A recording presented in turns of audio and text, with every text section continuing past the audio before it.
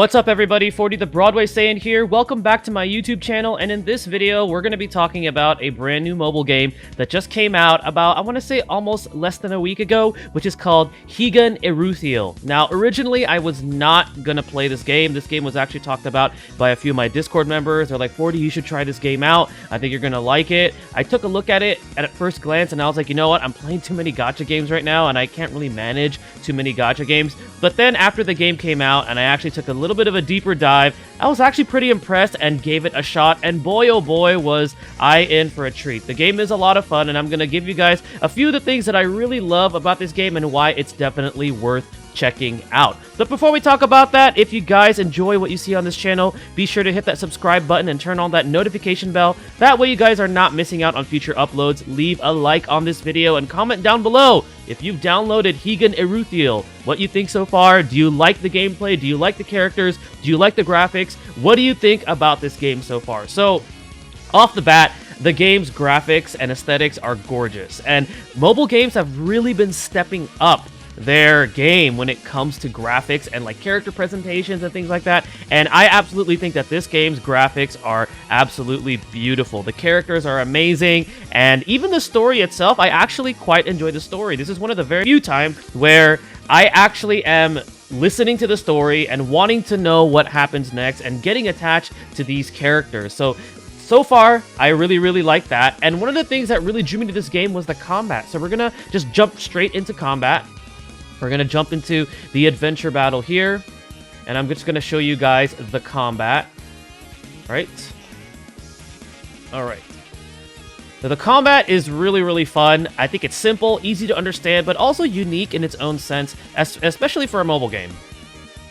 Alright. So for those of you that are wondering, can the combat be played on auto? Yes, it does have an auto feature, especially if you have a power disparity compared to your party and the enemy party. But for the purposes of this video, I want to show you guys, how immersive the combat can be in terms of playing it manually. So first of all, if we click right over here, we have the classes displayed in front of us because every character has a class, and we'll get into that when I actually show you guys the characters. And then there's also an element system. We have seen something like this before where, fire beats wind, wind beats water, and so forth, and then you have light and dark being able to be, weak against each other. So, pretty standard that they have this feature here. Now, for Higan Eruthyll, positioning is very key, so it allows you to formulate your party's position based on what you're facing right now. So right now I have these 4 characters chosen right here. I have my tank here right in the front with my melee character just right a little bit behind the tank, and then afterwards this is my assassin class, and then I have my support or my healer class. But you can always swap out, which I think is really cool because right before you get into a fight, they give you a chance to be able to, okay, what am I facing? What elements are there? What am I to expect? And then you can kind of strategize from there. So it's really cool that they give this feature here. And now we're just going to go ahead and get into combat, and I'm going to make sure to turn auto off because I want you guys to see the combat. So right over here, right, we have an energy meter, and as the energy meter increases, we can apply a damage skill or a main skill from one of the characters. So if I wanted to use, for example, let's say my tank skill, what it does is it pauses combat, and it allows you to strategize and choose targets. So this is very similar to like Final Fantasy VII Remake, where if you play that specific combat mode where you get to choose your abilities and choose targets, it pauses the real-time combat, which I think is really cool. So right there, I'm going to go ahead and use that skill. We're going to go ahead and use my my melee DPS, my Surslit, so I'm going to have her target that enemy. And then right over here is their ultimate. So as combat progresses, as you deal damage and all that, characters will have access to their ultimate. So again, it freezes combat, and you can select your targets right here. It shows you, who exactly is being targeted, and you can just unleash it right here. And it shows you a really cool animation of the character's ultimate. Alright, and right here we could deploy, a little bit of healing, so it allows me to target who I want to heal. So let's say I want to target my tank. We're going to heal my tank right over here. And then let's go ahead and use the damage skill here of my assassin class. There we go.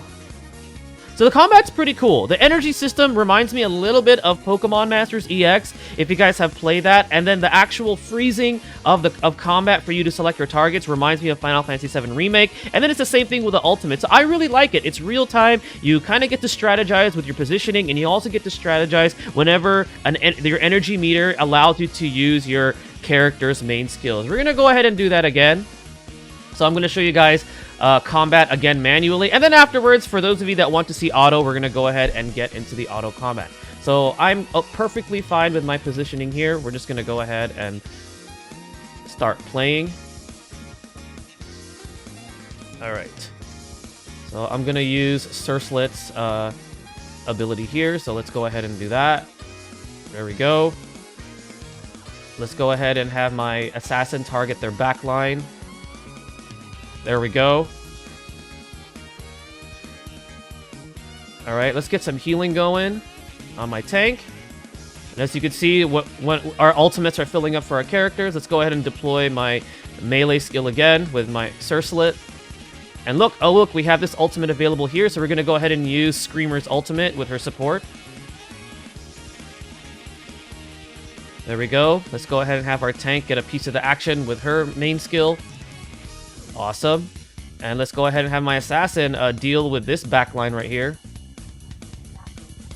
And we're going to go ahead and have Surslit. There we go. So as you can see, the combat is fun. I actually think the combat is fun. For some of the harder stages, you definitely want to go with manual, but then for some of the stages that are not as necessarily as difficult because there's a big gap in power, it's okay to go auto for that. Now we're going to go ahead and show you guys the auto combat. So I'm going to turn on 2x speed and auto, so you guys just get to see the flow of combat when I'm not actually in control here. Alright, so switch to auto. There we go.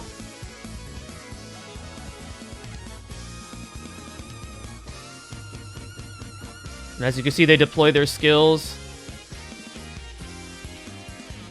And they will deploy their ultimates automatically.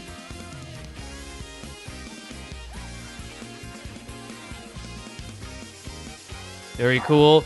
I love it when I see a lot of things going on because it's chaotic, but at the same time, it's just really nice to watch. And you could actually zoom in if you guys want to get a closer piece of the action there, and you can zoom out. Alright, so we're going to go ahead and go into some of the other features that this game has to offer. Here we go. Alright, so we're going to go back into the lobby right here.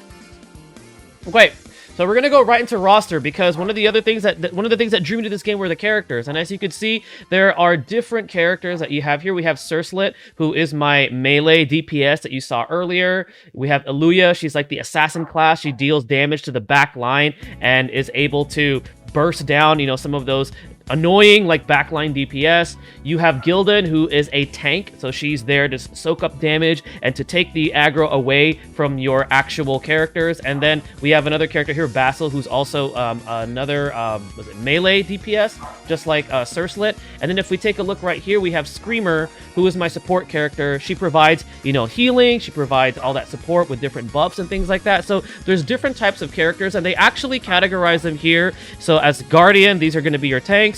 Hoplite is going to be like your melee DPS. Assassin is also your melee DPS, but they focus on dealing burst damage to targets in the back line. You got your Ranger class, which is going to be your long-range damage dealer. So, for example, Rita is one of the ones that I have right here.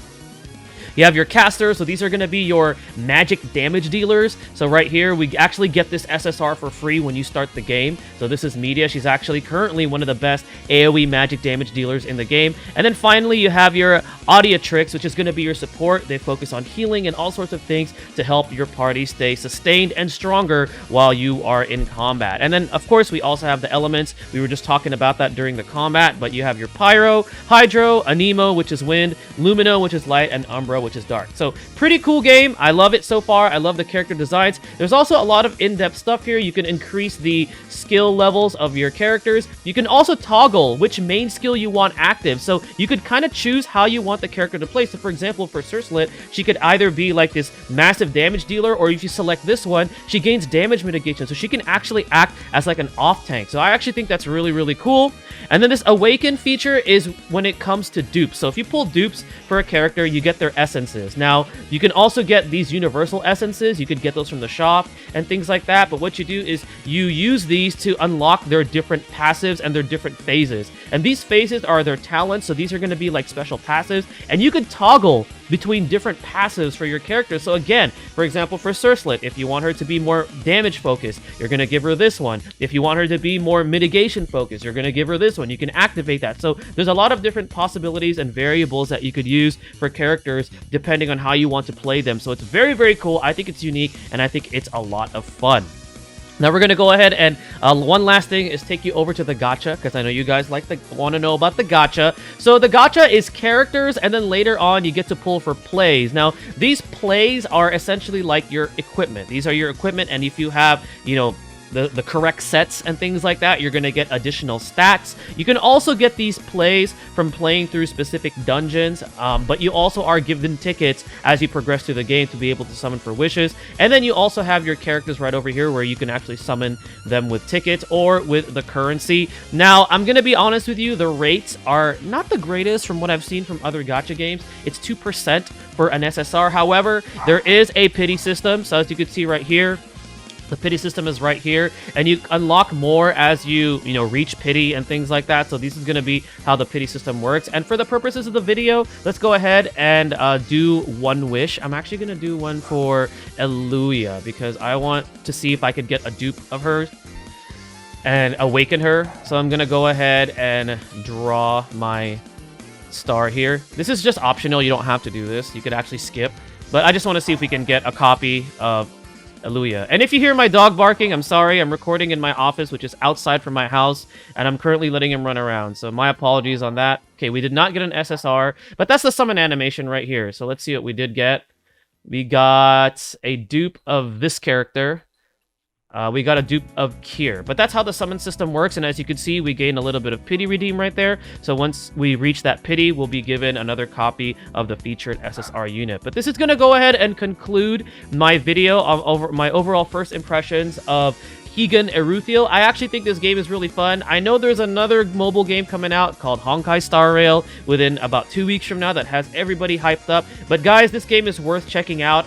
I'm going to be playing it for a bit. I've already gotten through, a good portion of content and gotten my characters, pretty built up here. So if you guys are looking for another mobile game to try out with a really fun, unique combat system, great graphics, great characters, definitely check this out because it's a really, really fun game, and I think you guys are going to have a lot of fun with this one. Alright guys, well this is going to go ahead and conclude my very first video on Higan Eruthyll. Thank you guys again for watching. Stay tuned for the next video, and stay blessed, everybody.